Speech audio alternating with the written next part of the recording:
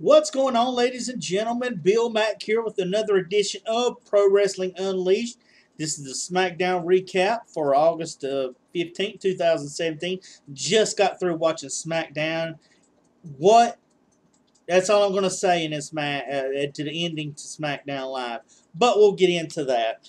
Jinder Mahal comes out celebrating India's Independence Day, and he has some dancers come out and dance. Then he has some ladies sing the India's national anthem, and he talks about beating John Cena, who he faces tonight in the main event, and talks about Shinsuke Nakamura, who he's going to be facing at SummerSlam for the WWE Championship.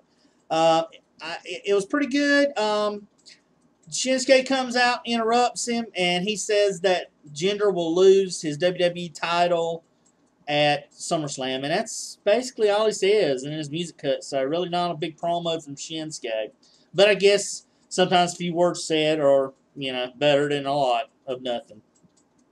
Up next, we have a women's division matchup. We have Becky Lynch taking on Natty, who is going to be facing Naomi at SummerSlam for the SmackDown Women's Championship. Naomi, of course, is at ringside. A good back-and-forth matchup between both ladies. The matchup comes where Becky Lynch goes onto the top rope. She misses the leg drop off the top.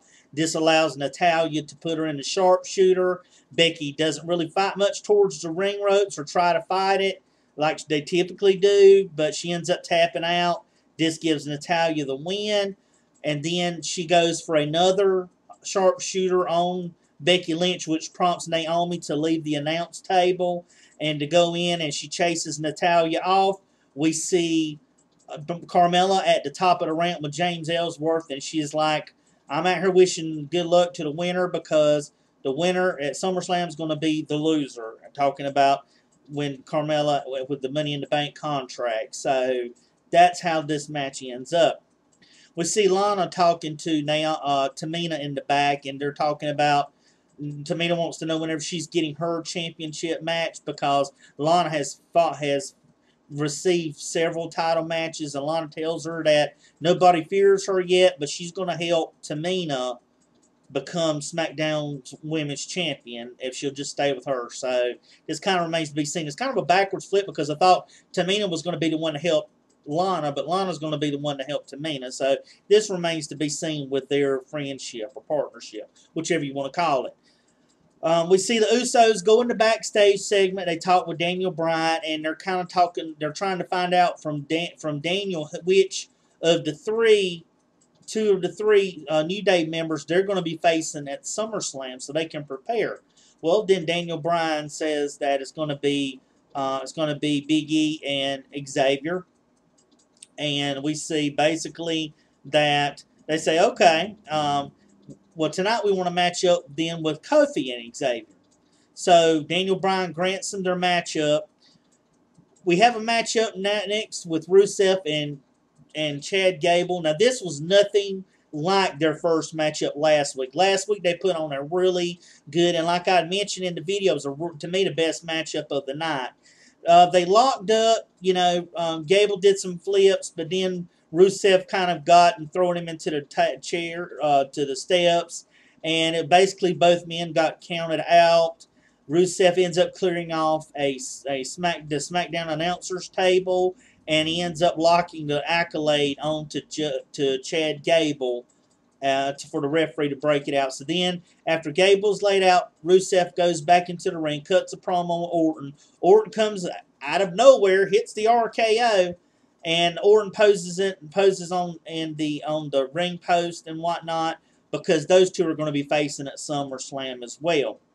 So we come to the point where AJ is supposed to apologize to Shane. Those who don't remember, last week AJ was talking to KO in the ring with Shane about being the referee, and KO moves out of the way, and remember AJ hits that Pele kick and knocks Shane down. So AJ comes to the ring and tells Shane that, look, this wasn't intentional. I wasn't trying to kick. Shane says, I understand you weren't trying to. A referee in a match has to be able to understand that and try to keep going. The only difference would be if you were either to touch me or shove me, and then that would be a different story, but not for something incidental that I know is incidental.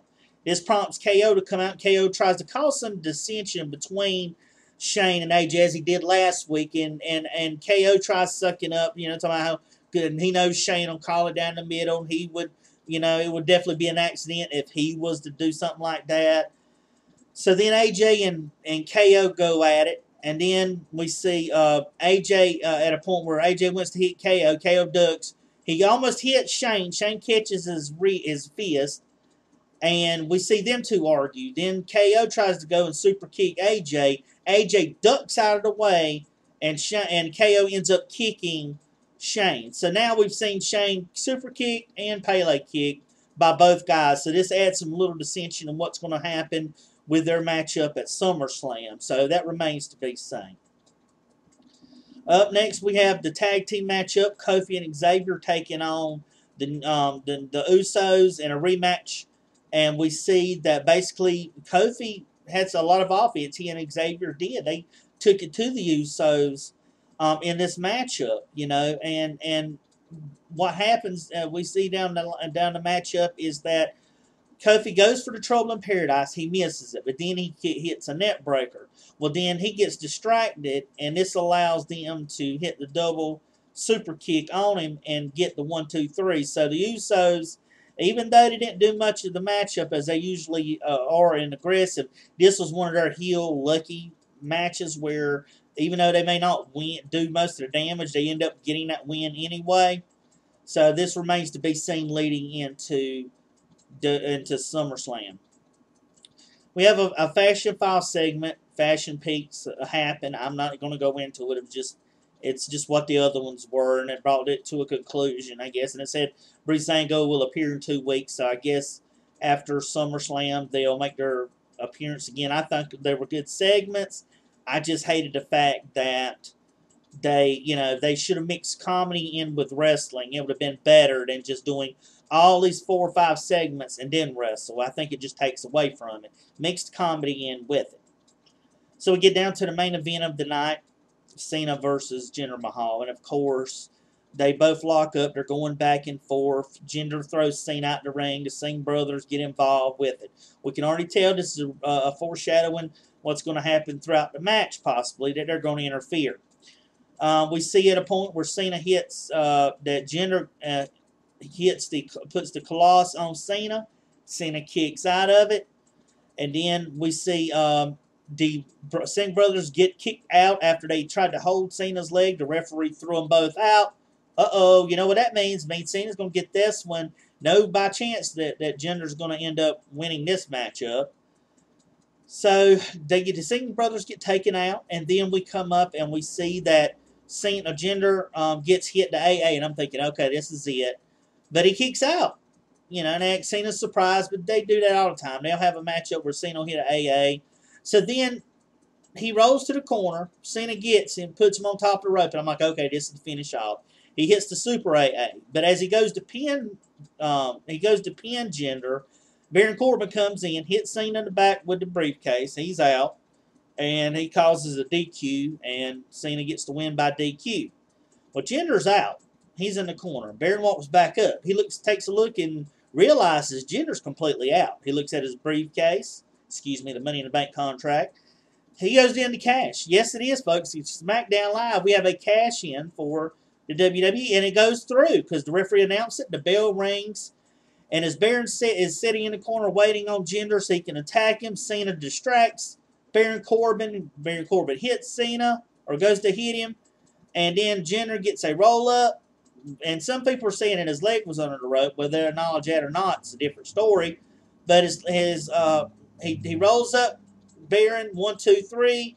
Baron becomes the second unsuccessful behind John Cena in cashing in the Money in the Bank contract. So Baron is livid about it. Cena's laughing because Cena and Baron, what will this bring to their matchup at SummerSlam? It remains to be seen.